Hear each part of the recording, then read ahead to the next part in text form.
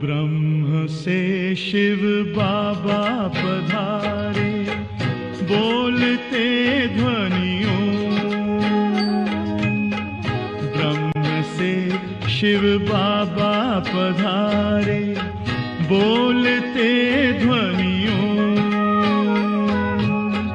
ब्रह्म मुख से मधुर वाणी, बोलते ध्वनियों। ब्रह्म से शिव बाबा पधारे, ओम ओम।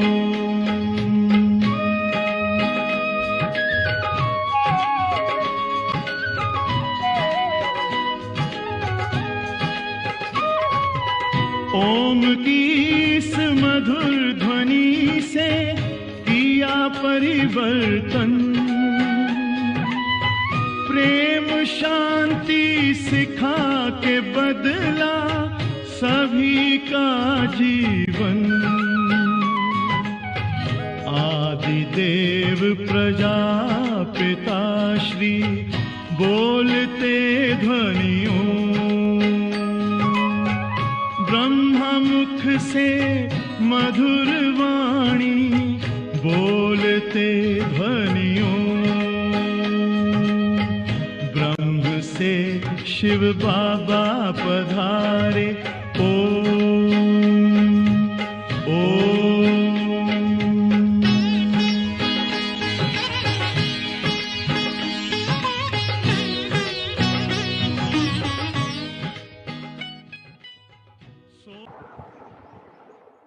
ओम शांति। आज 28 जुलाई 2021। आज मनमोहिनी दीदी जी का स्मृति दिवस है। दीदी ने मम्मा के बाद यज्ञ को कितने प्यार से संभाला। तो आज के दिन दीदी की अनेकानेक विशेषताएं याद आती हैं। दीदी में अचूक परख शक्ति थी। तो आज हम संकल्प करते हैं कि हम भी दीदी की तरह अपने अंदर अचूक परख शक्ति को धारण करते हुए किस आत्मा को क्या चाहिए, कैसी पालना चाहिए, उनकी ज़रूरतों को कैसे पूरी करनी है, उन सब चीज़ों का ध्यान देते हुए हम हर आत्मा का स्थूल और सूक्ष्म रीति से बहुत अच्छी पालना करें। सुनते हैं बाबा के महावाक्य। बाबा ने कहा, मीठे बच्चे, यह पुरुषोत्तम बनने का संगम युग है। इसमें कोई भी पाप कर्म नहीं करना है। यह पुरुषोत्तम बनने का संगम युग है। इसमें कोई भी पाप कर्म नहीं करना है। जबकि बाबा हमें श्रेष्ठ कर्म करना सिखला रहे हैं, श्रेष्ठ कर्म की गुह्यते गुह्य परिभाषा बता रहे हैं, तो हमें इस बात का बहुत अटेंशन रखना है कि जाने अनजाने हमसे कोई पाप कर्म न हो जाए। प्रश्न, संगम पर तुम बच्चे सबसे बड़ा पुण्य कौन सा करते हो? उत्तर, स्वयं को बाप के हवाले कर देना, अर्थात संपूर्ण स्वाहा हो जाना, यह है सबसे बड़ा पुण्य। अभी तुम ममत्व मिटाते हो, बाल बच्चे घर बार सबको भूलते हो, यही तुम्हारा व्रत है। आप मोये मर गई दुनिया। हम अगर मर गए बुद्धि से जीते जी, तो हमारे लिए तो जैसे दुनिया है ही नहीं।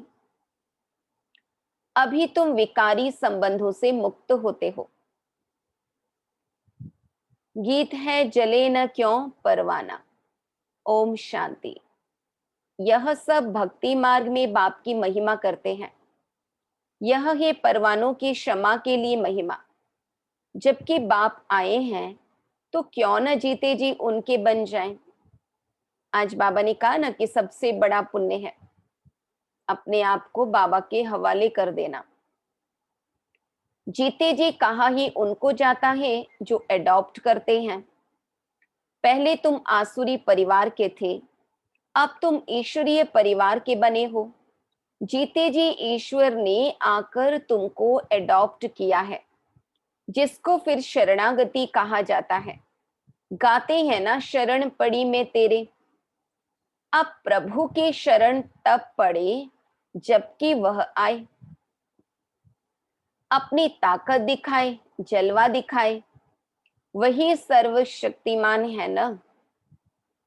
हम भी बाबा पे न्योछावर कब होते हैं? जब बाबा का प्यार अनुभव करते हैं, जब बाबा के ज्ञान की ऊंचाई को महसूस करते हैं। बरोबर उनसे कशिश भी है ना, सब कुछ छुड़ा देते हैं। बरोबर जो बाप के बच्चे और बच्चियां बनते हैं, वह आसुरी संप्रदाय के संबंध से तंग हो जाते हैं। कहते हैं बाबा कब यह संबंध छूटेंगे। लोग मोह जाल में फंसे रहना चाहते हैं और बाबा के बच्चे मोह जाल से छूटना चाहते हैं। यहाँ यह पुराना संबंध भुलाना पड़ता है। आत्मा जब देह से अलग हो जाती है तो बंधन खलास हो जाते हैं। इस समय तुम जानते हो सबके लिए मौत है, और यह जो बंधन है यह सब है विकारी। अब बच्चे निर्विकारी संबंध चाहते हैं। बाबा कहते निर्विकारी संबंध में थे सतयुग में, फिर विकारी संबंधों में पड़े, फिर हमारा निर्विकारी संबंध होगा। यह बातें और किसकी बुद्धि में नहीं होती। बच्चे जानते हैं हम आसुरी बंधन से मुक्त होने का पुरुषार्थ कर रहे हैं। एक बाप से योग रखा जाता है। उस तरफ है एक रावण, इस तरफ है एक राम। यह बातें दुनिया नहीं जानती। कहते भी हैं राम राज्य चाहिए, परंतु सारी दुनिया रावण राज्य में है, यह कोई समझते नहीं है। राम राज्य में तो पवित्रता, सुख, शांति थी, वह अब नहीं है। परंतु जो कहते हैं उसको महसूस नहीं करते हैं। गाया भी जाता है यह आत्माएं सब सीताएं हैं।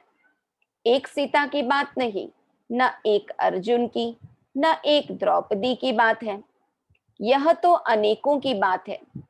दृष्टांत एक का देते हैं। अभी हम देखते ही हैं कि एक बहन, एक माता अकेले दिन में भी कोई निर्जन स्थान में जाना सेफ नहीं है। तो बाबा कहते एक की बात नहीं है, सारी दुनिया पुकार रही है कि भगवान हमारे लाज की रक्षा करो। तो बाबा कहते तुमको भी कहा जाता है तुम सब अर्जुन मिसल हो। अर्जुन जिसने श्री कृष्ण से गीता का ज्ञान लिया था। तो हम सब बाबा के बच्चे अर्जुन हैं, जो बाबा से गीता का ज्ञान अर्जन कर रहे हैं। तुम कहेंगे अर्जुन तो यह भागीरथ हो गया। पहला पहला तो बाबा का ज्ञान ब्रह्मा बाबा को मिला, तो ब्रह्मा बाबा जैसे कि अर्जुन है। बाप कहते हैं मैं साधारण बूढ़े तन का यह रथ लेता हूं।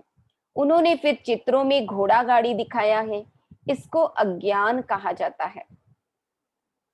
बच्चे समझते हैं यह शास्त्र आदि जो भी हैं सब भक्ति मार्ग के हैं। यह बातें कोई समझ न सके जब तक 7 रोज समझने का कोर्स न ले। भक्ति अलग है, ज्ञान भक्ति और वैराग्य कहते हैं। वास्तव में सन्यासियों का वैराग्य कोई सच्चा नहीं है। वह तो जंगल में जाकर फिर आए शहरों में निवास कर बड़े बड़े मकान आदि बनाते हैं, सिर्फ कहते हैं हमने घर बार छोड़ा है। तुम्हारा है सारी पुरानी दुनिया से वैराग्य। घर गृहस्थ में रहते हुए यथार्थ बात यह है, वह है हद की बात, इसलिए उनको हठ योग, हद का वैराग्य कहा जाता है। तुम बच्चे जानते हो यह पुरानी दुनिया अब खत्म होनी है, इसलिए जरूर इनसे वैराग्य आना चाहिए। बुद्धि भी कहती है नया घर बनता है तो पुराने को तोड़ा जाता है। तुम जानते हो अभी तैयारी हो रही है, कलयुग के बाद फिर सतयुग जरूर आएगा। अभी यह है पुरुषोत्तम संगम युग।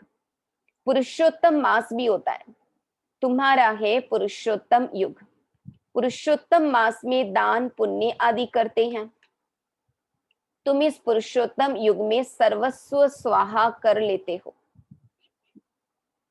जानते हो यह सारी दुनिया ही स्वाहा होनी है, तो सारी दुनिया का सर्वस्व स्वाहा होने के पहले हम अपने को क्यों न स्वाहा करें। यूं भी खत्म होना है सब कुछ, तो उससे पहले हम स्वाहा हो जाएं, अपना सब कुछ स्वाहा कर लें, तो हमारा भाग्य बन जाएगा 21 जन्मों का। इसका तुमको कितना न पुण्य मिलेगा। वह है हद का पुरुषोत्तम मास। यह तो बेहद की बात है। पुरुषोत्तम मास में बहुत कथाएं सुनते हैं, व्रत नियम रखते हैं, है ना। भक्ति में पुरुषोत्तम मास का बहुत महत्व माना गया है। तुम्हारी तो बड़ा भारी व्रत है। तुम्हारे भल बाल बच्चे घर बार आदि सब हैं, परंतु दिल से ममत्व मिट गया है। आप मुए मर गई दुनिया। जीते जी हमने दुनिया का संन्यास किया है बुद्धि से, तो हमारे लिए दुनिया ही जैसे खत्म है। तो बाबा कहते हैं तुम जानते हो यह सब खत्म हो जाएंगे। हम बाप के बने हैं पुरुषोत्तम बनने के लिए। एक लक्ष्य है हमारे सामने कि हमें श्री लक्ष्मी श्री नारायण जैसा पुरुषोत्तम बनना है। सर्व पुरुषों में अर्थात मनुष्यों में उत्तम पुरुष यह लक्ष्मी नारायण सामने खड़े हैं। इनसे उत्तम कोई भी मनुष्य हो नहीं सकता। लक्ष्मी नारायण विश्व के मालिक थे। तुम आए हो ऐसे पुरुषोत्तम बनने। सभी मनुष्य मात्र सद्गति को पाते हैं। मनुष्यों की आत्मा पुरुषोत्तम बन जाती है, तो फिर उनके रहने का स्थान भी ऐसा उत्तम होना चाहिए। बाबा कहते जिसके लिए बाबा नई दुनिया बनाते हैं।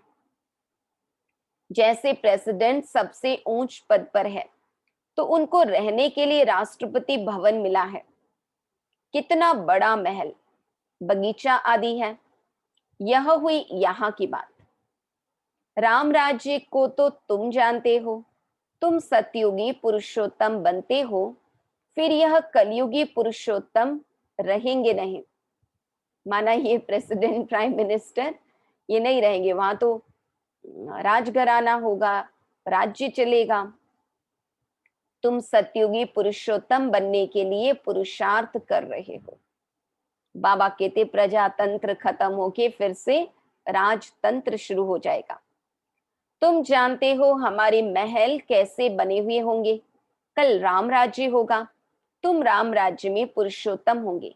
तुम चैलेंज करते हो कि हम रावण राज्य को बदल राम राज्य स्थापन करेंगे। अब चैलेंज किया है तो एक दो को पुरुषोत्तम बनाना है भविष्य 21 जन्म के लिए। देवताओं की महिमा गाते हैं, सर्वगुण संपन्न, 16 कला संपूर्ण, संपूर्ण निर्विकारी, मर्यादा पुरुषोत्तम, अहिंसा परमो देवी देवता धर्म। तुम जानते हो और कोई मनुष्य नहीं जानते। तुम दूसरे जन्म में पुरुषोत्तम बनेंगे, फिर इस रावण राज्य का कोई नहीं रहेगा। अभी तुमको सारा ज्ञान है, अब रावण राज्य ही खत्म होना है। आजकल तो समय का भी कोई भरोसा नहीं है। अकाले मृत्यु हो जाती है अथवा किसकी दुश्मनी हुई तो उड़ा देते हैं। लोगों के अंदर इतना क्रोध और इतनी बदले की भावना है कि थोड़ी दुश्मनी हुई खत्म ही कर देते हैं। तुमको तो कोई उड़ा न सके। अब हम जानते हैं हम तो आत्मा ही हैं, आत्मा को तो कोई खत्म नहीं कर सकता। तुम अविनाशी पुरुषोत्तम हो। यह है विनाशी सो भी रावण राज्य में। बाकी सतयुग में त्रेता में अटल अखंड राज्य होगा। वहां तो कोई किसको मारे ये सारी बातें होंगी भी नहीं। तो बाबा कहते हैं इनको तुम्हारे दैवी राज्य का पता ही नहीं है।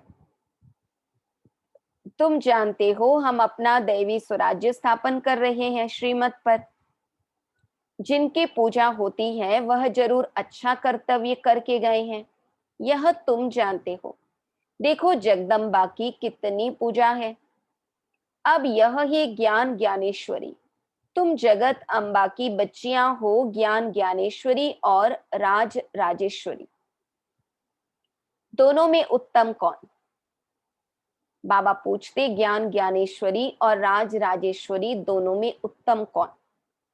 बाबा कहते हैं, ज्ञान ज्ञानेश्वरी के पास जाकर अनेक प्रकार की मनोकामनाएं सुनाते हैं, जगदम्बा के आगे अनेक चीजें मांगते हैं। जब जगदम्बा के मंदिर और लक्ष्मी नारायण के मंदिर में बहुत फर्क है। जगदम्बा का मंदिर बहुत छोटा है, छोटी जगह में भीड़ मनुष्य पसंद करते हैं। श्रीनाथ के मंदिर में भी बहुत भीड़ होती है, कपड़े का सोंटा लगाते रहते हैं हटाने के लिए। कलकत्ते में काली का मंदिर कितना छोटा है, अंदर बहुत तेल और पानी रहता है, अंदर बड़ी खबरदारी से जाना पड़ता है, बहुत भीड़ रहती है। ब्रह्मा बाबा तो हर बात के अनुभवी थे। लक्ष्मी नारायण का मंदिर तो बहुत बड़ा होता है, जगदम्बा का छोटा क्यों? गरीब है ना। तो मंदिर भी गरीबी का है। वह साहूकार था, वह साहूकार है, तो मंदिर में कब मेला नहीं लगता है। जगदम्बा के मंदिर पर बहुत मेले लगते हैं, बाहर से बहुत लोग आते हैं। लौकिक में भी मम्मा जब बाबा के पास आई थी तो मम्मा के पिताजी का बिजनेस में बहुत बड़ा लॉस होने के कारण उनका देहांत हो गया था। तो मम्मा जैसे कि बाबा के पास जब आई तब एकदम गरीब थी, गरीब परिवार से आई थी, जैसे कि भले पहले बहुत संपन्न थे। तो बाबा कहते महालक्ष्मी का मंदिर भी है, यह भी तुम जानते हो, इसमें लक्ष्मी भी है तो नारायण भी है। उनसे सिर्फ धन मांगते हैं क्योंकि वह धनवान बनी है ना।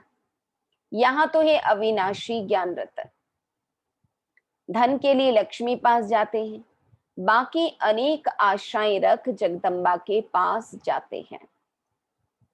तुम जगत अम्बा के बच्चे हो, सबकी मनोकामनाएं 21 जन्मों के लिए तुम पूरी करते हो। एक धन की आश पूरी करना और सर्व प्रकार की आशाएं पूरी करना, दोनों में से उत्तम तो सर्व प्रकार की आशाएं पूरी करना उसको कहेंगे ना। इसलिए बाबा कहते राज राजेश्वरी से लक्ष्मी से ज्ञान ज्ञानेश्वरी जगदम्बा बड़ी मानी जाएंगी। तो बाबा कहते हम भी किस जन्मों के लिए सबकी मनोकामनाएं पूरी करते हैं। एक ही महामंत्र से सब मनोकामनाएं 21 जन्म के लिए पूरी हो रही है। बाबा कहते दूसरे जो भी मंत्र आदि देते हैं उनमें अर्थ कुछ नहीं है। बाप समझाते हैं यह मंत्र भी तुमको क्यों देता हूं, क्योंकि तुम पतित हो ना, मामिकम याद करेंगे तभी पावन बनेंगे।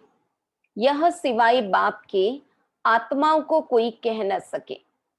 इससे सिद्ध होता है यह सहज राजयोग एक ही बाप सिखलाते हैं, मंत्र भी वही देते हैं। 5000 वर्ष पहले भी मंत्र दिया था, यह स्मृति आई है। अभी तुम सम्मुख बैठे हो, क्राइस्ट होकर गया, फिर उनका बाइबल पढ़ते रहते हैं। वह क्या करके गए? धर्म की स्थापना करके गए। तुम जानते हो शिव बाबा क्या करके गए, कृष्ण क्या करके गए। कृष्ण तो सतयुग का प्रिंस था, जो ही फिर नारायण बना, फिर पुनर्जन्म लेते आए हैं। शिव बाबा भी कुछ करके गए हैं, अब तो उनकी इतनी पूजा आदि होती है। अभी तुम जानते हो राजयोग सिखा कर गए हैं, भारत को स्वर्ग बना कर गए हैं। जिस स्वर्ग का पहला नंबर मालिक खुद नहीं बने वह तो श्री कृष्ण बना। बाबा कहते यूं ही बाबा की पूजा नहीं होती, बाबा आकर हम आत्माओं को स्वर्ग का मालिक बनाते, वो भी कितने निष्काम सेवा करते, खुद नहीं बनते, हम बच्चों को बनाते, तब बाबा की इतनी पूजा होती है। जरूर कृष्ण की आत्मा को पढ़ाया, तुम समझ गए हो। कृष्ण की वंशावली तुम बैठे हो। राजा रानी को माता पिता अन्नदाता कहते हैं। राजस्थान में भी राजा को अन्नदाता कहा जाता है। राजाओं की कितनी मान्यता होती है। आगे सब शिकायतें राजा के पास आती थी, दरबार लगती थी, कोई भूल करते थे तो बहुत पछताते थे। आजकल तो जेल बर्ड्स बहुत है, एक गलती करेंगे जेल जाएंगे, जेल से छूटेंगे फिर दूसरी कोई गलती करेंगे, खून करेंगे, कुछ करेंगे, फिर जेल जाएंगे, घड़ी घड़ी जेल में जाते हैं। अभी तुम बच्चों को गर्भ जेल में नहीं जाना है, क्योंकि सतयुग त्रेता में हम गर्भ महल में होंगे। तुमको तो गर्भ महल में आना है, इसलिए बाप को याद करो तो विकर्म विनाश होंगे, फिर कब गर्भ जेल में नहीं जाएंगे। वहां पाप होता नहीं है, सब गर्भ महल में रहते हैं, सिर्फ कम पुरुषार्थ के कारण कम पद पाते हैं। हाँ, कोई दास दासी होगा, कोई प्रजा, साहूकार प्रजा, कोई गरीब प्रजा, तो कोई राजा रानी, महाराजा महारानी बनेंगे। परंतु चाहे कोई हो, चाहे दास दासी ही क्यों ना हो, रहेंगे, आत्मा गर्भ महल में होगी। तो बाबा कहते हैं वहां पाप होता नहीं, उच्च पद वालों को सुख भी बहुत रहता है। यहाँ तो सिर्फ 5 वर्ष के लिए गवर्नर प्रेसिडेंट मुकर्रर करते हैं। तुम समझा सकते हो कि भारत ही दैवी राजस्थान बना। अभी तो न राजस्थान है न राजा रानी है, सिर्फ नाम रह गया है। आगे कोई गवर्नमेंट को पैसा देते थे तो महाराजा महारानी का टाइटल मिल जाता था। यहाँ तुम्हारी तो है पढ़ाई, राजा रानी कब पढ़ाई से नहीं बनते हैं। तुम्हारी एम ऑब्जेक्ट है, इस पढ़ाई से तुम विश्व का महाराजा महारानी बनते हो। दुनिया में भी दान पुण्य करने से बड़े घर में राजघराने में जन्म मिलता है, तो यहाँ भी पढ़ाई से योग्य बनते हैं, तभी हम सतयुगी महाराजा महारानी या त्रेता युगी राजा रानी बन सकते। तो बाबा कहते हैं इस पढ़ाई से तुम विश्व का महाराजा महारानी बनते हो, राजा रानी भी नहीं। लक्ष्य हमारा सूर्यवंशी बनने का है। राजा रानी का टाइटल त्रेता से शुरू होता है। तुम अभी ज्ञान ज्ञानेश्वरी बनते हो, फिर राज राजेश्वरी बनेंगे। कौन बनाएंगे? ईश्वर। कैसे? राजयोग और ज्ञान से। राजाई के लिए बाप को याद करना है। बाप तुमको स्वर्ग का मालिक बनाते हैं, यह तो बहुत सहज है ना। हेवन स्थापन करने वाला है ही गॉड फादर।